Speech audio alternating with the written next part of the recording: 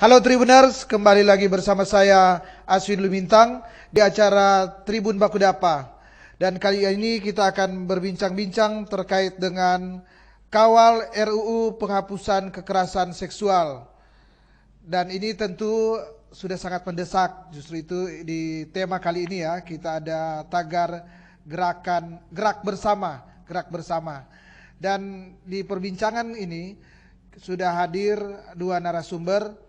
Yang pertama adalah Sonya Sinombor yang merupakan jurnalis senior dari Kompas ya, harian Kompas, dan juga masuk dalam sebagai aktivis gerakan perempuan Sulut. Seperti kita ketahui bersama bahwa senior Sonya Sinombor ini merupakan wartawan atau jurnalis senior di Kompas ya, sudah sekitar kurang lebih 26 tahun. Dan sudah melakukan berbagai peliputan, mungkin pernah liputan juga di istana ya. Nanti sebentar mungkin saya bertanya pertama, senior Sonya boleh menginformasikan akan CV-nya. Kemudian yang kedua nanti adalah Pendeta Ruth Ketsia Wangkai yang merupakan koordinator gerakan perempuan Sulut. Dan sekali lagi para Tribuners, untuk menyingkat waktu kita akan langsung berbincang-bincang ya terkait dengan kawal RUU penghapusan kekerasan seksual. Tujuannya adalah bagaimana kita mendesak ya secara bersama-sama, kita mendesak akan RUU ini agar supaya pengesahannya dipercepat ya, atau secepat-cepatnya, karena kita melihat fenomena saat ini bagaimana kejahatan-kejahatan seksual, kejahatan terhadap perempuan, anak perempuan dan laki-laki yang boleh dikata darurat, sehingga ini menjadi gerakan kita bersama untuk mendorong kepada wakil rakyat atau anggota DPR RI untuk mempercepat akan pengesahannya. Dan tidak berlama-lama saya akan langsung ke pertanyaan awal saya kepada senior Sonya Sinombor. Senior, ini terkait dengan pembahasan ini ya, pembahasan RUU. Saya ingin bertanya, mengapa memang ada RUU PKS ini? Kan kita tahu bersama tentu selama ini masih sampai saat ini tentu ada di KUHP ya, ada di KUHP terkait juga membahas bagaimana ya kejahatan-kejahatan seksual seperti pemerkosaan, pelecehan seksual itu sudah ada. Kenapa harus ada RUU PKS? Kemudian jadi seberapa penting RUU PKS ini dia harus hadir, harus ada dengan keadaan saat ini. Dan mungkin karena senior Sonya yang berada di Jakarta dan di salah satu media yang terkemuka di Indonesia, dan saya lihat fokus ya, nanti Onal bisa pertontonkan akan tulisan dari senior Sonya, mungkin bisa menjelaskan secara detail bagaimana sebenarnya kronologis akan RUU PKS sehingga sampai sekarang belum disahkan, bahkan walaupun kita sudah di daerah termasuk di Sulut sudah gedor-gedor belum disahkan. Gimana? Silakan. Iya. Terima kasih, selamat siang Aswin. Iya, siang. Suaraku kedengaran kan? Sangat ada jelas. Pendeta Ruth Ketsia. Salam sehat semuanya. Shalom buat semuanya. Shalom. Saya sih agak risih nih. Aswin ini panggil saya senior gitu. Padahal kita di dunia media itu jangan ada sebutan senior. Panggil aja Sonya Win. Oke, setuju.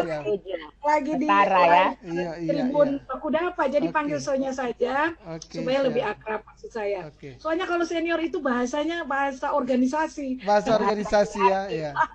Bahasa hierarkis juga. Iya, dan relasi kuasa. Kalau begitu nanti saya akan sulit menyapa Pendeta Ruth karena relasi kuasa tinggi sekali nih. Ibu Pendeta gitu ya. Panggil nama, betul. Jadi kalau Ibu Pendeta jangan dilepaskan itu, soalnya atribut. Kalau kita wartawan atau orang wartawan itu sebenarnya menyebut nama itu ada hal yang lumrah. Jadi Win, don't worry. Panggil Sonya gitu ya. Oke. Jadi Win, Tribunar ya, panggilnya apa ya? Tribunars, pemirsa kita Tribunars. Tribunars ya. Oke, salam kenal para Tribunars. Ini kali pertama saya hadir di Tribun Bakudapa. Sungguh senang sekali Win diajak hari ini, luar biasa pokoknya. Saya yakin ini Tribuner pasti penasaran kenapa Aswin angkat RUU penghapusan kekerasan seksual. Ini Win, di dalam bahasa wartawan ini apa ya, RUU penghapusan kekerasan seksual, kadang-kadang mereka kasih pendek sih RUU PKS. Cuma karena namanya agak-agak mirip partai, jadi agak-agak susah juga ini Pendeta Ruth. Jadi mau bilang RUU PKS atau RUU penghapusan kekerasan seksual. Tapi kalau sebut penghapusan kekerasan seksual, nafas panjang Win. Iya, betul. Ini. Nah kalau begitu kita pakai RUU PKS. Nah ini ada saya ngajak ini teman nih. Ini Pak Dr. Mumpang Pangabean nih. Ini orang pakar hukum Win. Pakar hukum di dosen ini. Sekali-sekali boleh diajak sedikit ya, nggak apa-apa ya. Siap, ini boleh. Pakar hukum. Saya mau kasih tahu bagaimana Win, betapa RUU penghapusan kekerasan seksual. Kalau Komnas Perempuan sih kasih nama Pungkas karena supaya nggak kelihatan nama kayak partai gitu ya Win. Mereka bilang Pungkas aja katanya. Tapi sebenarnya yang sudah familiar di publik adalah RUU penghapusan kekerasan seksual atau RUU PKS. Mengapa itu penting Win? Bahasa Manado bilang, kapan ini ada sto? Kira-kira begitu kan? Asli mau tanya. Ini RUU penghapusan kekerasan seksual sesungguhnya sudah digodok lama, sudah menjadi harapan lama dari kelompok-kelompok organisasi komunitas perempuan yang peduli dengan perlindungan korban kekerasan terhadap perempuan dan anak. Salah satunya Ibu Pendeta Ruth yang sudah bersuara sejak 20 tahun yang lalu. Tetapi undang-undang ini Win baru betul-betul bisa dinaikkan, diusulkan ke DPR itu baru periode DPR 2014 lalu, periode lalu. Tapi prosesnya ini sudah panjang sebetulnya. Itu berangkat dari mana? Karena ternyata Win, kekerasan seksual yang selama ini dianggap tabu dibicarakan oleh masyarakat. Kalau kekerasan terhadap perempuan itu sudah umum Win. Tapi kalau bicara kekerasan plus seksual, ini mesti diakui. Orang Manado sendiri mungkin biarpun orang Manado biasa bercerita, tapi ketika pakai kata seksual, ini agak sensitif. Agak seran. Agak-agak bagaimana ya Win? Coba. Iya, agak risih, Risih gitu. Nah oleh karena itu, tapi kemudian mengapa ini lahir? Mengapa 2014 lalu kawan-kawan dari gerakan pemberdayaan dan gerakan perlindungan perempuan dari korban kekerasan seksual itu kemudian menyampaikan kepada DPR dan meminta DPR untuk menjadikan ini sebuah regulasi aturan perundang-undangan. Mengapa Aswin tadi tanya aku kan? Iya. Karena jawabannya sangat simpel. Kekerasan seksual yang terjadi dalam 10 bahkan 20 tahun terakhir ini, ya nggak usah jauh-jauh, dalam 5 tahun terakhir Win, semakin mengerikan. Lalu Aswin tanya, mengerikannya di mana? Iya. Modusnya itu Win, semakin canggih. Pernah dengar ada pemerkosaan beramai-ramai terhadap anak-anak? Pernah dengar ada pemerkosaan terhadap anak disabilitas? Pernah dengar ada pemerkosaan yang dilakukan tanpa menggunakan alat kelamin? Pernah dengar nggak? Itu terjadi. Belum. Lalu hukum apa yang mau dipakai? Ada Pak Doktor Hukum di sini. Undang-undang kita yang dipakai untuk kasus-kasus kekerasan seksual tidak dikenal di KUHP kekerasan seksual. Untuk kasus-kasus percabulan dan pemerkosaan itu ada di KUHP saja itu, Win. Cuma bicara percabulan dan pemerkosaan, biar pakar hukum yang bicara. Tapi coba kau cari ada kata nggak kekerasan seksual? Nggak ada. Lalu kekerasan seksual seperti apa? Itu belum kita bedah lebih jauh. Kekerasan seksual yang tadi itu belum ada. Jadi kalau ada sekarang ada kasus kekerasan seksual, saya bilang ke Aswin, Win, saya nggak nyaman tuh ada orang colek kepada saya dan dia main-main mata terus ke saya, goda-goda saya tuh, saya nggak nyaman di kereta dia lakukan itu. Saya lapor polisi boleh? Lalu Aswin jawab ke saya Sonya, terus lapor bagaimana? Apa masalahnya? Orang bersuit-suit itu, orang bahasa Manado bilang apa pendeta? Cubi-cubi mata. Cubi mata. Itu biasa kalau Manado. Apa DP salah? Tapi kalau saya terganggu dengan cubitan mata Aswin yang berulang kali, terus saya harus kemana? Paling orang Manado bilang pendeta, cuma bisa sampai dimarah, cuma bisa sampai di bafeto Aswin. Nah ini terlalu apalah, ada bahasa Manado kok itu. Tapi itu, jadi sampai sekarang ini sesungguhnya undang-undang kita itu belum ada undang-undang yang mengatur jenis-jenis kekerasan seksual yang terjadi zaman sekarang. Yaitu tadi, salah satu yang mau bicara karena ada orang hukum, kalau ada yang orang hukum pasti tahu. Yang dimaksud dengan kekerasan seksual atau apalagi pemerkosaan, definisinya di undang-undang apa coba Win? Mohon maaf ya, kalau ada anak-anak mendengarkan. Harus ada penetrasi antara alat kelamin dua-dua, antara penis dan vagina. Itu bahasa ininya. Nah sekarang yang terjadi nggak lagi begitu, Win. Pemerkosaan tidak lagi dengan cara manual begitu orang bilang konvensional. Ada banyak kecanggihan yang dilakukan oleh pelaku ketika terjadi pemerkosaan. Bawa ke polisi tanya apa yang terjadi. Dan itu di luar yang diatur oleh KUHP kita. Lalu kita mau mencari keadilan di mana, Win? Nggak ada, belum diatur, Win. Oleh karena itu Aswin tanya, kenapa mesti lahir ini undang-undang? Karena itu tadi, supaya ada yang mengatur tentang kejahatan kekerasan seksual yang terjadi sekarang, supaya korban-korbannya mendapatkan keadilan, Win. Nah, itu sekarang belum ada. Jadi kalau Aswin tanya pertanyaan tadi, itu jawabannya, Win. Belum ada aturan undang-undang. Di samping tujuan lainnya apa, Win? Untuk mencegah segala bentuk-bentuk kekerasan seksual yang semakin canggih modusnya. Kemudian misi utamanya apa coba?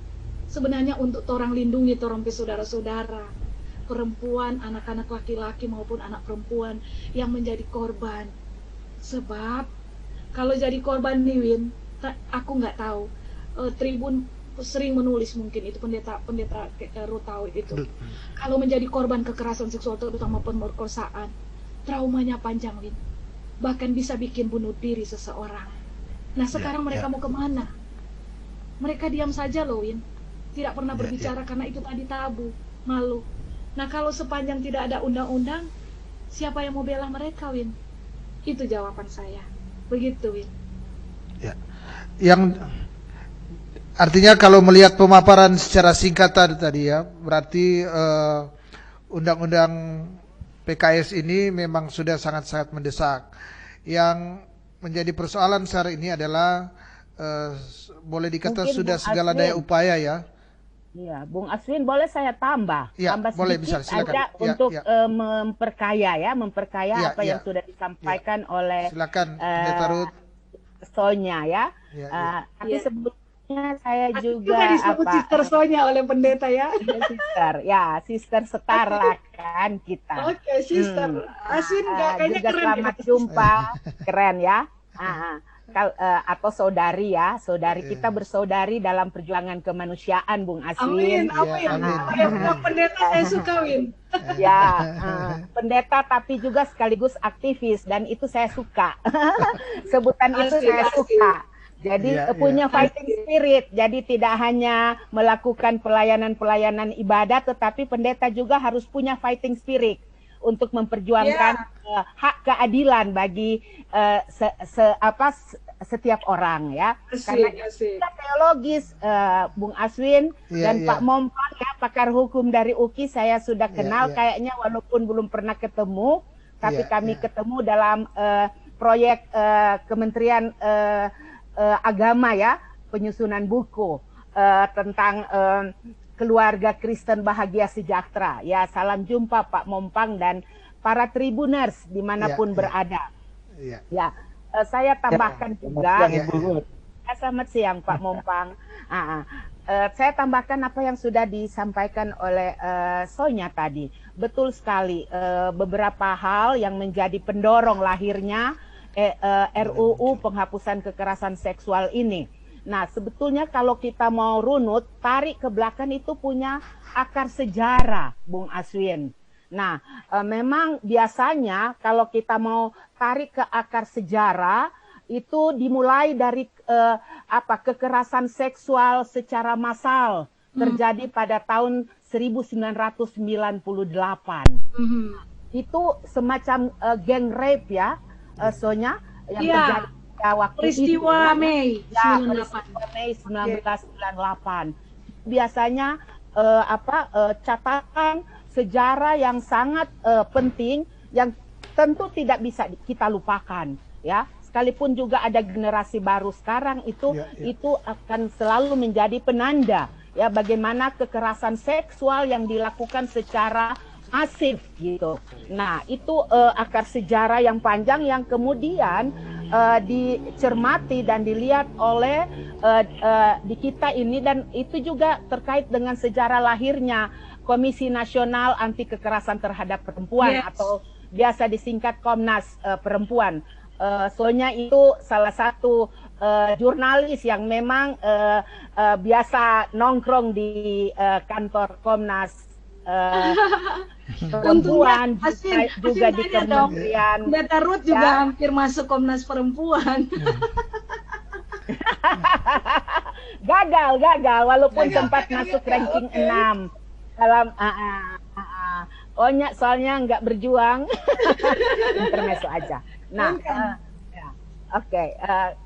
jadi Komnas Perempuan itu lahir dari situasi seperti itu. Itu konteks awal ya, kekerasan seksual yang terjadi pada bulan Mei 1998 itu menjadi akar sejarah yang menandai ya lahirnya Komnas Perempuan, dan juga mendorong para aktivis atau komisioner yang ada di Komnas Perempuan untuk menyusun sebuah rancangan undang-undang yang sekarang kita kenal sebagai RUU Penghapusan Kekerasan Seksual atau RUU Pungkas.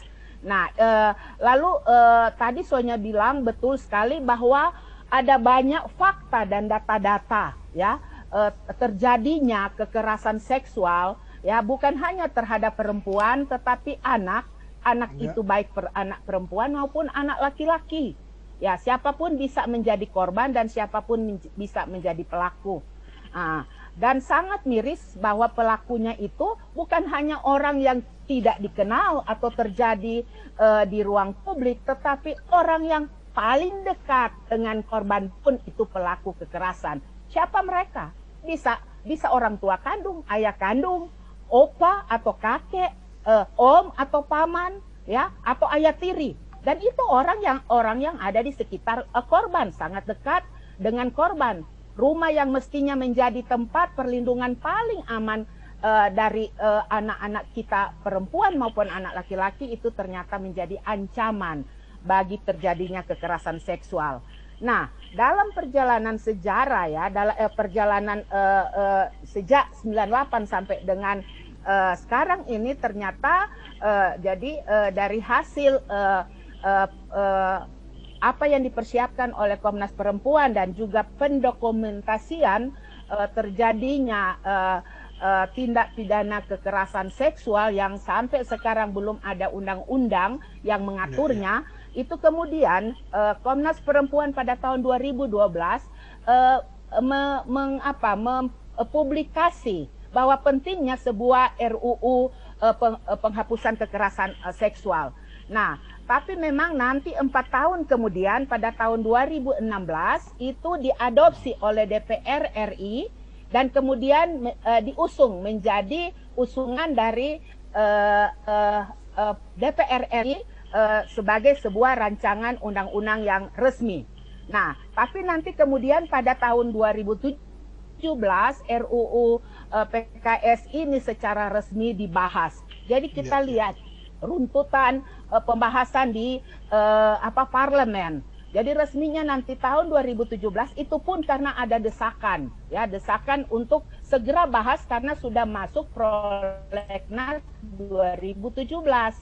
Nah, sayangnya pada periode lalu seperti disinggung oleh Sonya tidak berhasil RUU ini disahkan. Nah, kemudian periode baru yang sekarang kita jalani, tahun lalu diterima masuk dalam prolegnas prioritas 2020.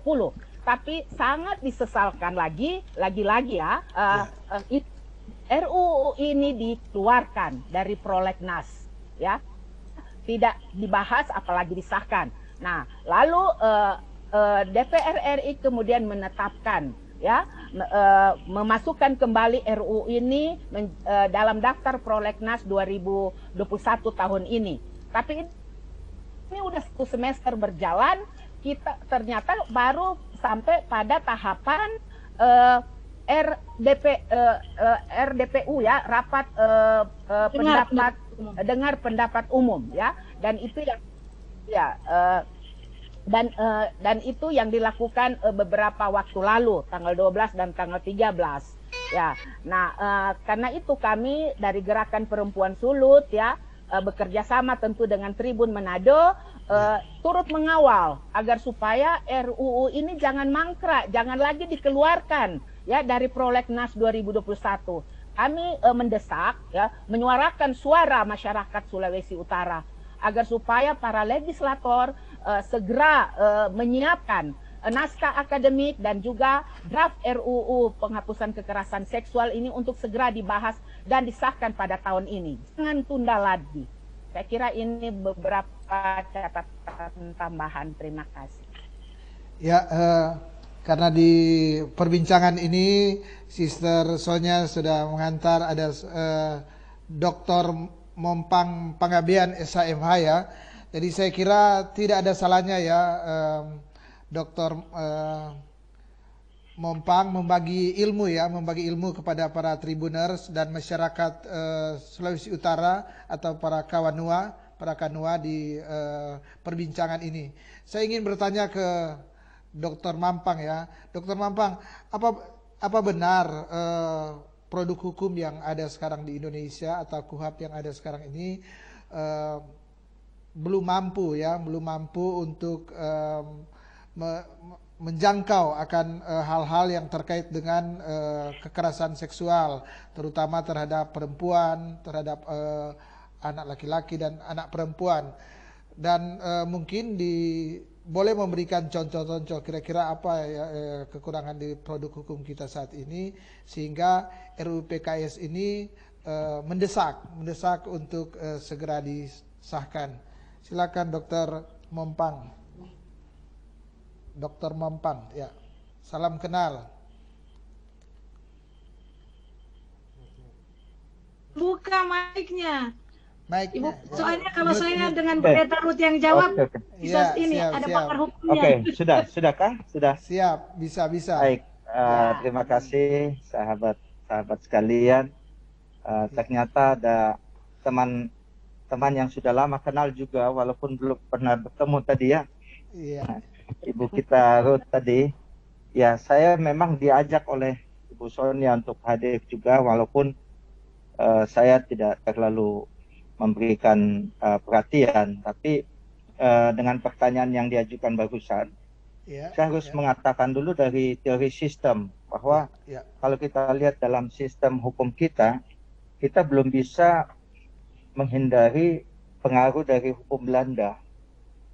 Ya, artinya sekalipun kita sudah mempunyai KUHP, kita Undang-Undang Hukum Acara Pidana yang merupakan hukum pidana formil yang menggantikan Reglemen Indonesia yang dibarui atau dalam bahasa Belanda disebut Herziening Inlandsreglement, tetapi KUHP kita itu masih asli buatan Belanda, hanya kemudian diterjemahkan ke dalam bahasa Indonesia oleh berbagai penerjemah, penulis KUHP kita. Ada Mulyatno, ada Susilo, ada Guandi, Andi Hamsa, dan sebagainya. Nah, tetapi terjemahan resmi sendiri itu tidak pernah dinyatakan oleh pemerintah yang mana. Nah, ini dua ketentuan yang merupakan kodifikasi. Yang pertama adalah KUHP sebagai kodifikasi hukum pidana material. Yang kedua adalah KUHP sebagai kodifikasi hukum pidana formil atau hukum acara pidana. Namun kita lupa bahwa masih ada satu bidang lagi yang tidak disentuh, yaitu hukum pelaksanaan pidana. Nah, hukum pelaksanaan pidana ini menyangkut pidana mati, pidana penjara, pidana tutupan, kurungan, pidana denda, lalu pidana tambahan. Demikian juga tindakan yang disebut sebagai pembinaan untuk anak-anak yang nakal di lembaga pemasyarakatan tapi mereka bukan anak pidana, lalu perawatan di rumah sakit jiwa dan sebagainya. Nah, ya, di sini satu kelemahan kita. Pertama, kalau kita lihat dari segi sistem tadi ya. Nah, yang berikut lagi, kalau kita perhatikan, memang KUHP yang usianya itu sudah lebih dari 1 abad, boleh dikata malah sudah bisa kita katakan sekitar 150 tahun. Bahkan kalau kita lihat dari induknya di Belanda itu dari tahun 1881. Nah, mestinya kita sadar bahwa perkembangan masyarakat kita sudah begitu besar. Ada begitu banyak kejahatan yang tidak diatur di dalamnya. Nah, sehingga kalau kita perhatikan di KUHP, ketentuan yang mengatur kejahatan kesusilaan itu masih sangat terbatas. Ada perkosaan, ada percabulan, kemudian kalaupun ada homoseksualitas, itu hanya homoseksualitas di mana korbannya adalah anak di bawah umur. Nah, tapi tidak diatur mengenai bagaimana kalau kejahatan itu dilakukan di dalam rumah tangga, yang kemudian memunculkan undang-undang penghapusan kekerasan dalam rumah tangga. Tidak juga ada berkaitan dengan anak lebih spesifik, yang kemudian memunculkan undang-undang perlindungan anak. Nah, akibatnya kita memang melihat wajah KUHP kita yang sudah begitu tua itu semakin compang-camping. Karena ditambahnya ketentuan-ketentuan di luar KUHP yang belum juga tersistematis secara baik. Artinya, undang-undang perlindungan anak, undang-undang penghapusan kekerasan dalam rumah tangga yang memang dulu terkesan juga seperti dipaksakan, itu tidak tersistematis dalam suatu ketentuan payung. Nah, tetapi harapan banyak pihak dengan adanya RUU penghapusan kekerasan seksual ini nantinya bisa menjadi semacam umbrella act atau ketentuan payung. Dan di negeri Belanda sendiri ada ketentuan-ketentuan yang semacam ini, ada semacam undang-undang payung yang membawahi berbagai ketentuan lain di bawahnya. Nah, tetapi prinsip-prinsip umum itu sudah dibuat dulu di dalam ketentuan payung tersebut. Nah, ini yang saya pikir memang belum dipahami secara legislatif kita ya, dan ini yang kita sayangkan juga dari periode ke periode legislatif kita ya, DPR kita tambah pemerintah ya, politik hukumnya seringkali tidak jelas gitu ya. Nah, ini kalau kembali lagi kepada soal politik hukum, ini jauh lebih luas lagi. Kita tidak bisa mengabaikan pandangan yang mengatakan bahwa hukum mempengaruhi kekuasaan atau politik. Tapi sebaliknya, politik juga mempengaruhi hukum. Nah, tarik-menarik di antara kedua kubu ini sangat-sangat terasa. Nah, terlebih lagi setelah reformasi kita melihat kekuasaan membentuk undang-undang di negara kita itu ada pada DPR. Nah, padahal dulu pemerintahlah yang menyiapkan rancangan undang-undang. Nah, DPR sendiri mengeluhkan dana untuk satu RUU itu begitu minim. Beda dengan paradigma lama di mana pemerintahlah dulu yang mempersiapkan itu. Ada yang dikenal sebagai BPHN yang dianggap dulu sebagai dapurnya. Kemudian ada lagi biro hukum di setiap kementerian atau departemen dulu yang menggodok berbagai rancangan undang-undang itu, dan kemudian setelah itu barulah diajukan ke DPR. Nah, kita masih dalam proses peralihan ke paradigma yang baru ini.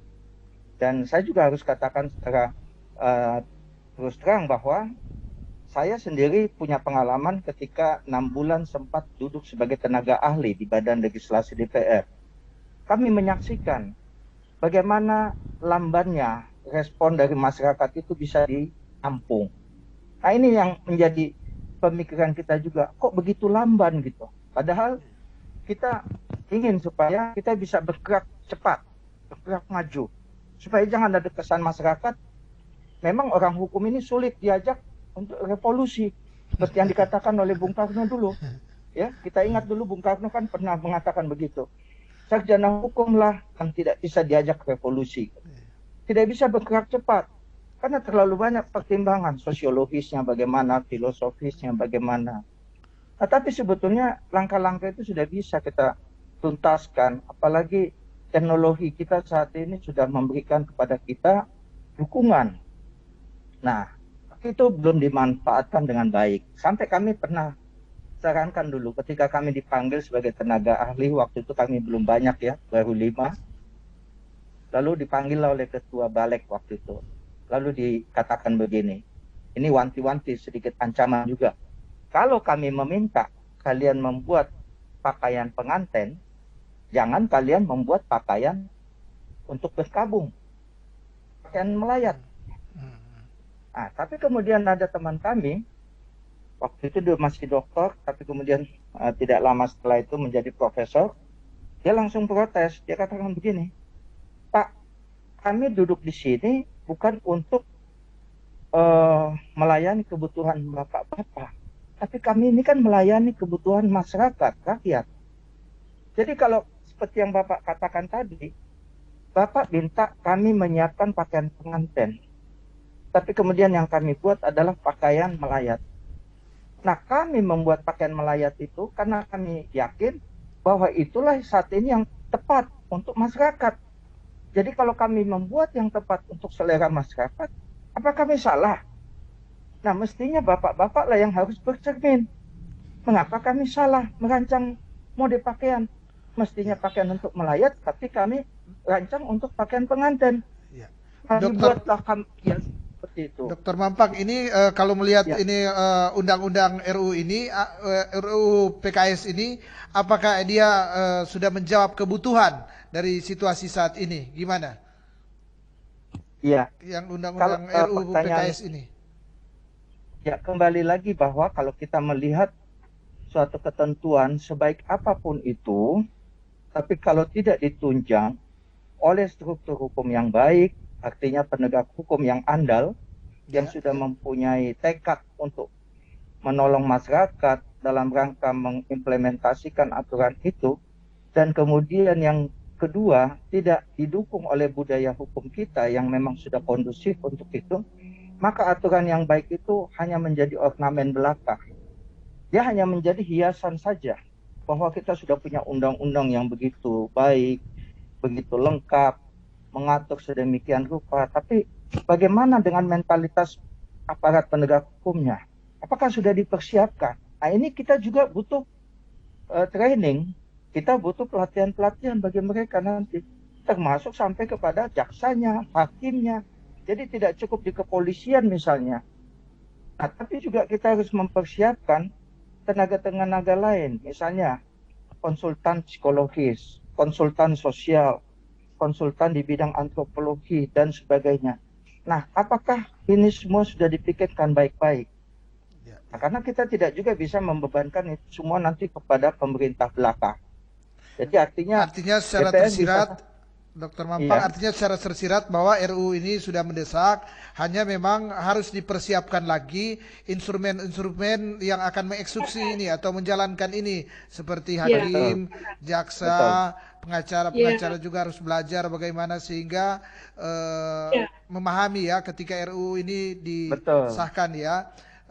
Saya beralih ke senior Sonya, ini jadi senior lagi, gawat nih, gawat. Saya beralih ke Sonya. Sister dong, Sister Sonya, iya. Terkait RUU ini, apa sebenarnya yang terjadi ya di Jakarta sana? Karena ini kan media-media di daerah juga mendesak, para aktivis juga sudah melakukan berbagai upaya, kemudian Sister Sonya dan kawan-kawan juga ya sudah melakukan upaya, termasuk melakukan beberapa kali penulisan di harian Kompas dan hal-hal yang lain sudah dilakukan. Ini ada apa sebenarnya? Apa yang kurang? Apakah wakil rakyat kita memang setengah hati ya, orang nada bilang setengah hati ini mau ini, atau ada hal-hal yang lain yang kita semua tidak tahu sehingga kita harus harus membuka mata besar-besar orang bilang, kemudian melihat ada apa yang terjadi sehingga kita bisa bisa mendesak, sehingga kita bisa mendesak dan RUU PKS ini bisa disahkan dan kita bisa maju seperti yang dikatakan oleh Dr. Mopanga tadi, bahwa kita tinggal mempersiapkan jaksa-jaksa yang mengerti dengan RUU ini, hakim dan lainnya. Gimana Sister Sonya? Betul.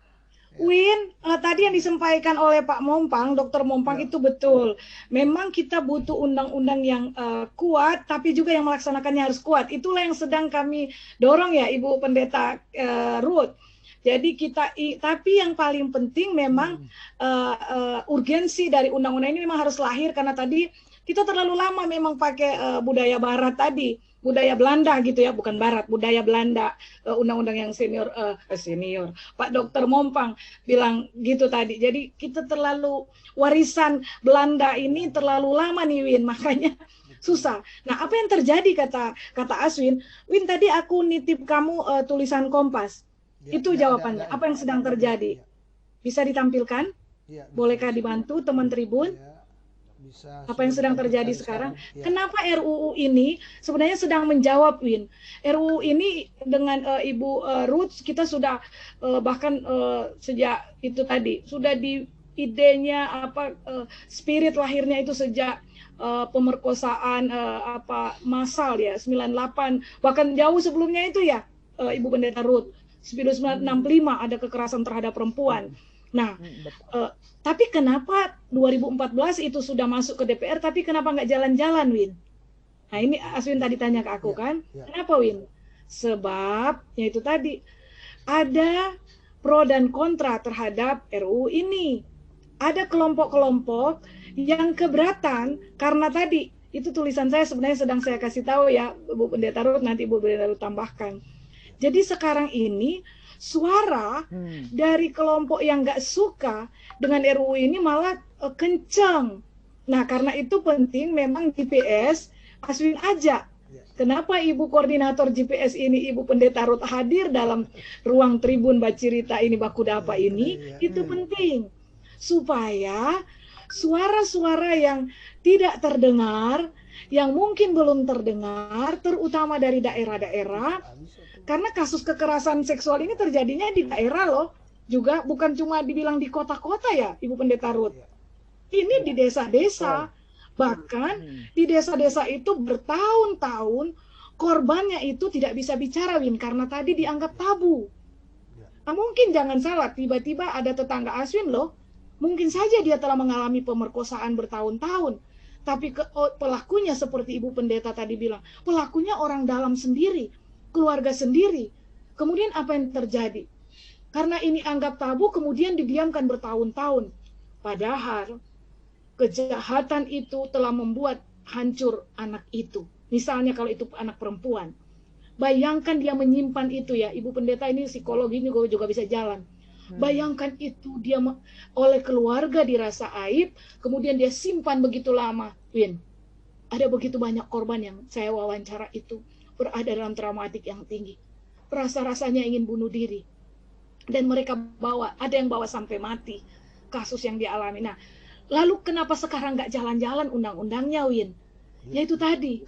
Karena suara yang mendukung itu harusnya kayaknya mesti tambah banyak, Pendeta Ruth. Di DPR.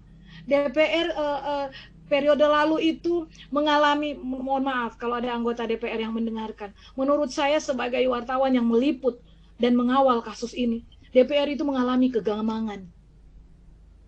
DPR itu sebenarnya yakin 100% bahwa RUU ini urgent.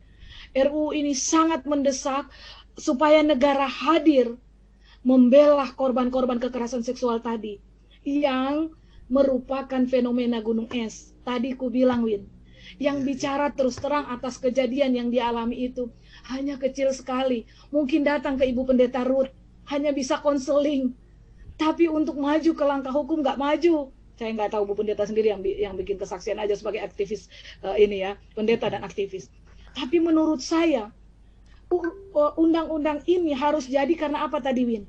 Di DPR itu belum maju-maju. Bahkan akhir tahun lalu mundur, Win. gagal dibahas. Cuma karena apa? Cuma karena apa tadi kamu tanya, Win? Karena suara orang-orang yang keberatan itu lebih kenceng. Jadinya DPR lah dengarnya yang keberatan. Sementara suara korban itu kira-kira orang Manado bilang apa, Win? Soba busa-busa, Win.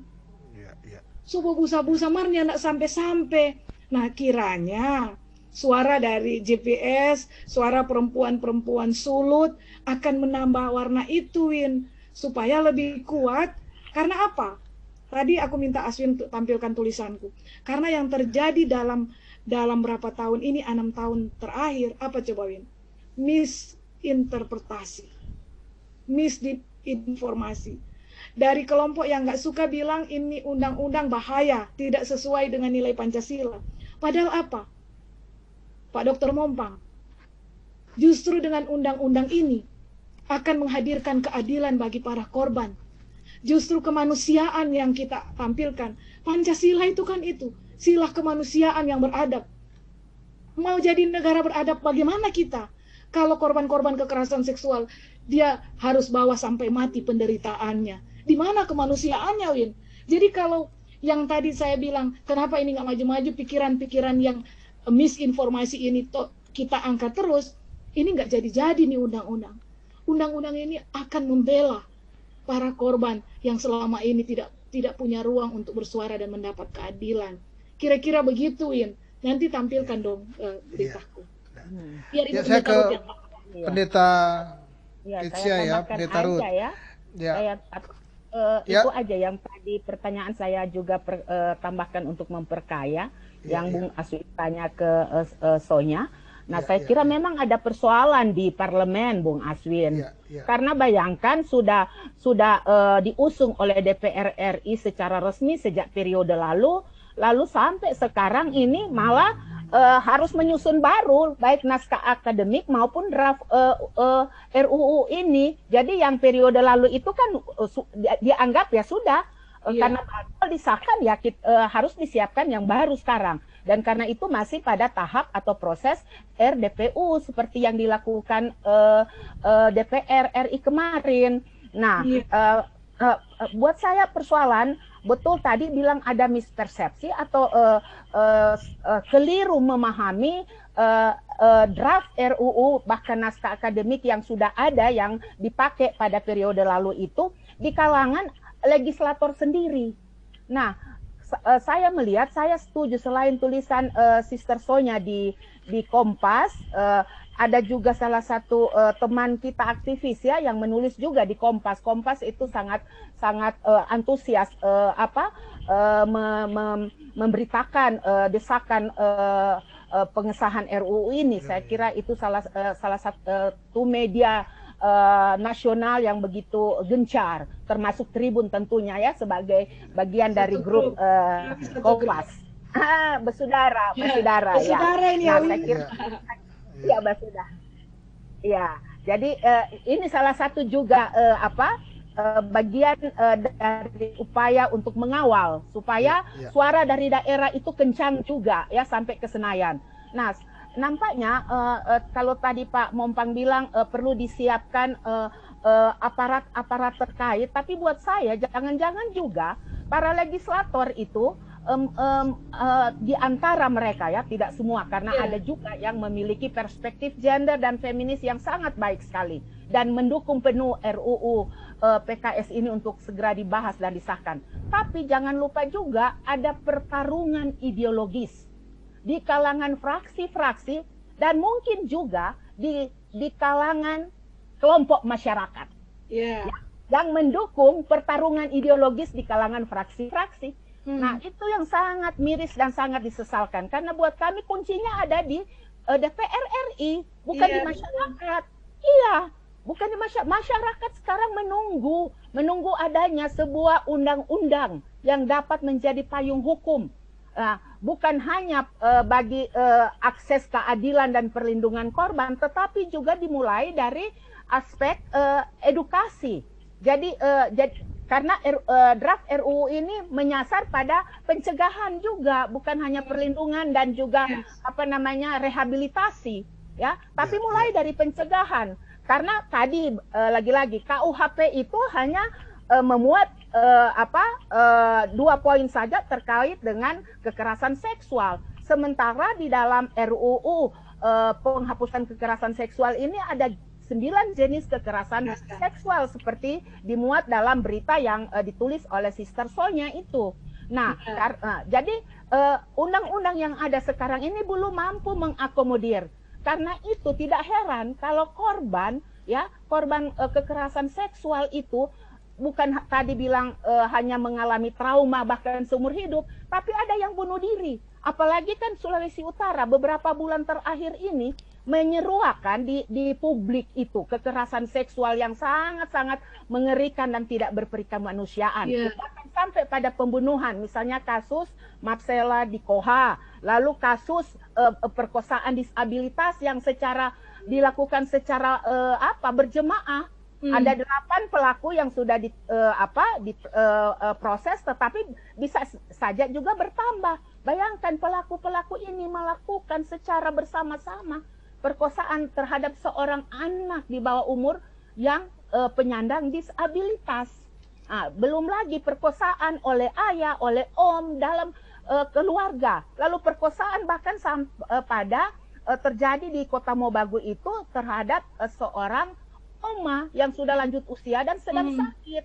Sangat-sangat mengerikan. Lalu pasal mana yang kita akan pakai atau para aparat hukum pakai, sementara pasal-pasal yang ada di dalam undang-undang kita itu belum memadai.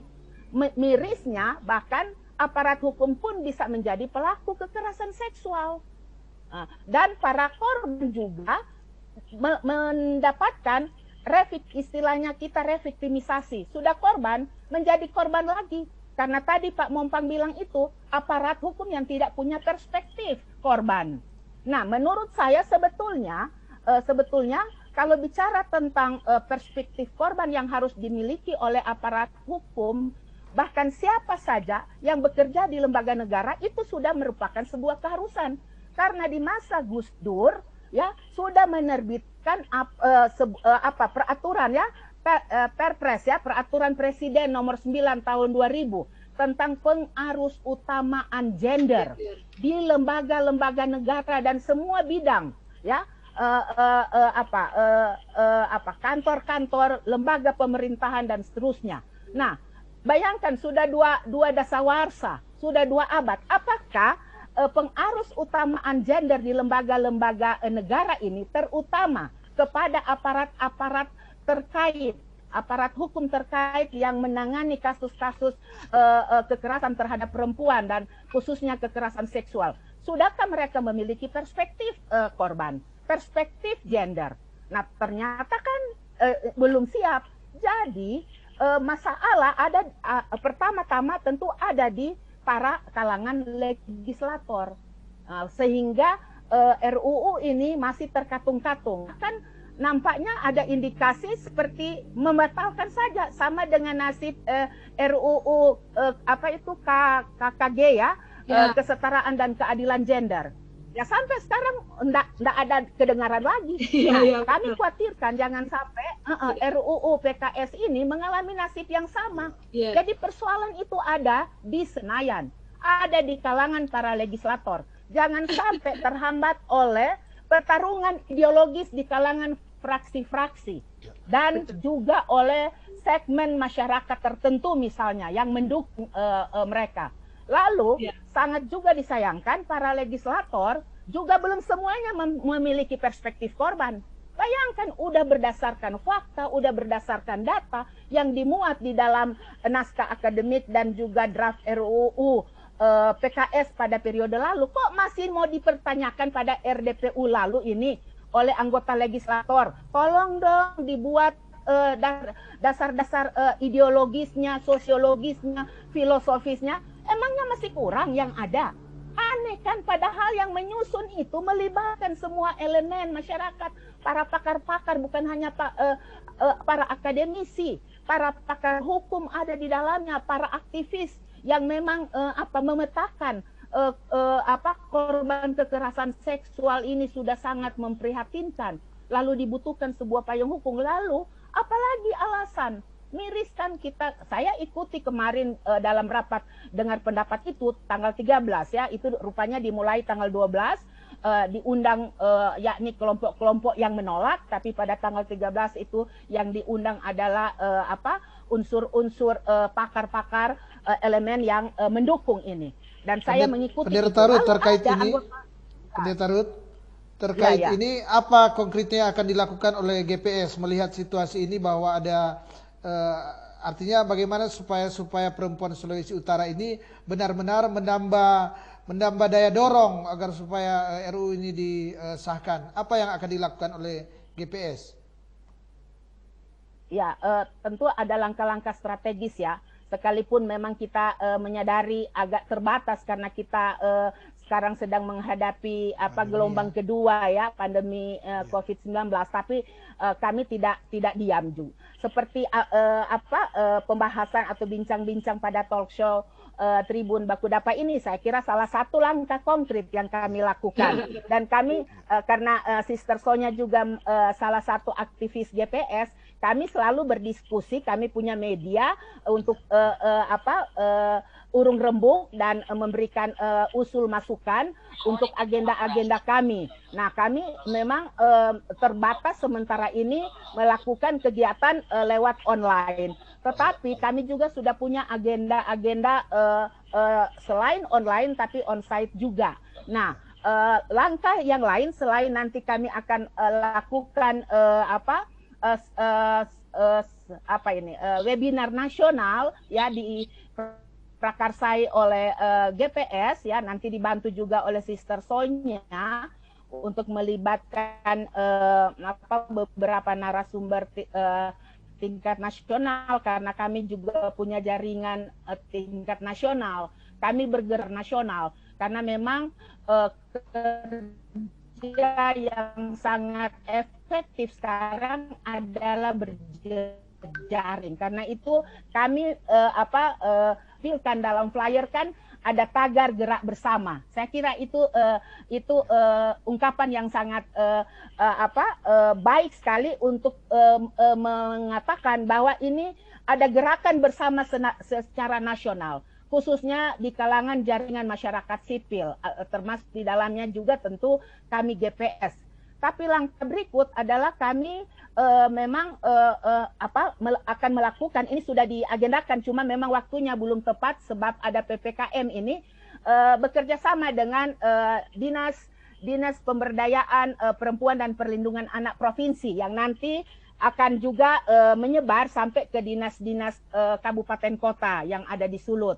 Nah, kerjasama ini tentu akan salah satunya mendukung penuh pengesahan RUU penghapusan kekerasan seksual, dan tentu ini kami akan berdiskusi nanti dengan Kadis DP3A provinsi yang baru, dan memang sudah diagendakan sebenarnya minggu-minggu ini, tapi kemudian terhambat lagi karena PPKM. Tapi dalam waktu yang 1-2 hari ke depan itu kami akan lakukan. Kalau ada kesulitan kami akan gunakan aplikasi Zoom online agar supaya ada langkah-langkah konkret. Selain kami juga melakukan sosialisasi dan edukasi di kalangan masyarakat, ya, komunitas-komunitas, apakah itu komunitas jemaat, komunitas-komunitas yang ada di luar komunitas gereja, juga kami melakukan itu. Memang sementara ini masih pada tahap online, tapi itu sudah kami agendakan. Waktu lalu itu kami sudah lakukan secara on-site, tapi karena ada PPKM itu juga kami batasi sekarang ini. Karena ini perlu disosialisasi terus-menerus sehingga gerakan perempuan Sulut ini tidak hanya kita beberapa orang saja, tetapi betul-betul gerakan masif, gerakan yang didukung oleh masyarakat sipil.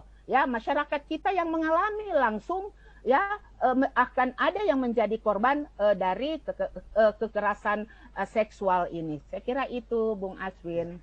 Ya, saya kira perbincangan kita ini masih banyak hal ya tentunya akan kita bahas ya, masih terasa masih sangat kurang, tapi waktu juga lah yang membatasi akan perbincangan kita pada saat ini.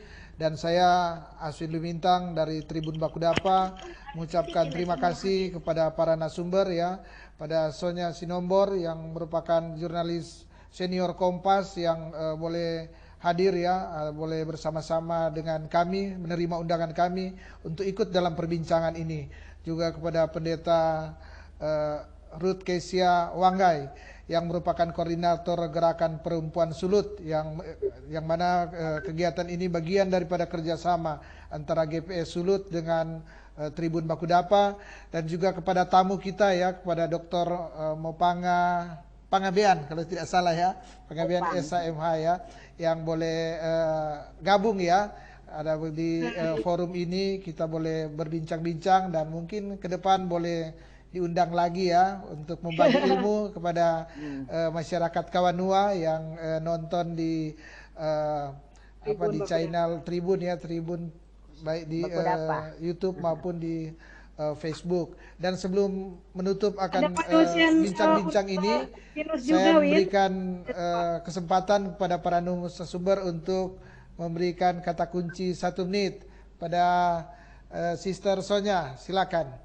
Kata kunci kepada narasumber ya. Terima kasih Win. Ternyata nggak terasa ya kalau diskusi tentang ini ya. 1 jam itu cepat sekali. Saya terima kasih Win sudah diberi ruang bersama Ibu Pendeta Ruth di GPS, dan juga ada senior ada Bapak Mompang, bahkan tadi lupa tadi saya sapa, ada dosen dari BINUS juga Bapak Hibur Tanis Win. Tapi nanti lain kali kita bisa ajak ngobrol lagi, waktu terbatas. Kata singkat saya tadi lupa sampaikan Win, bahwa sebenarnya yang di RUU PKS ini ada 9 jenis kekerasan seksual yang baru gitu ya. Tadi saya lupa tambahkan ke Aswin tadi bahwa apa itu 9 jenis kekerasan seksual itu, ada pelecehan seksual, pemaksaan perkawinan, pemaksaan kontrasepsi, pemaksaan aborsi, perkosaan, eksploitasi seksual, pemaksaan pelacuran, perbudakan seksual, dan penyiksaan seksual. Nanti kapan-kapan Aswin kita bahas lagi. Tapi kata terakhir saya mau katakan, kalau bukan kita yang mendorong sekarang, kapan lagi kita melindungi para korban kekerasan seksual yang bukan saja mungkin terjadi di sekitar kita karena kita tidak pernah tahu. Karena itu, sebelum terlambat, mari kita dukung RUU PKS ini supaya melindungi saudara-saudara kita dari korban-korban kekerasan seksual. Terima kasih Tribunars, sampai ketemu Aswin, senang sekali berkumpul di ruang ini. Pendeta Ruth silakan. Pertama-tama tentu menyampaikan banyak terima kasih kepada Tribun, secara khusus Bung Aswin dan juga teman-teman yang terlibat di dalamnya yang menyiapkan Tribun Bakudapa ini. Nah, terima kasih juga Pak Mompang, juga ada Pak Hibur Tanis. Nanti talk show berikutnya bisa join lagi, nanti GPS akan mengundang, dan tentu Tribun Bakudapa. Nah,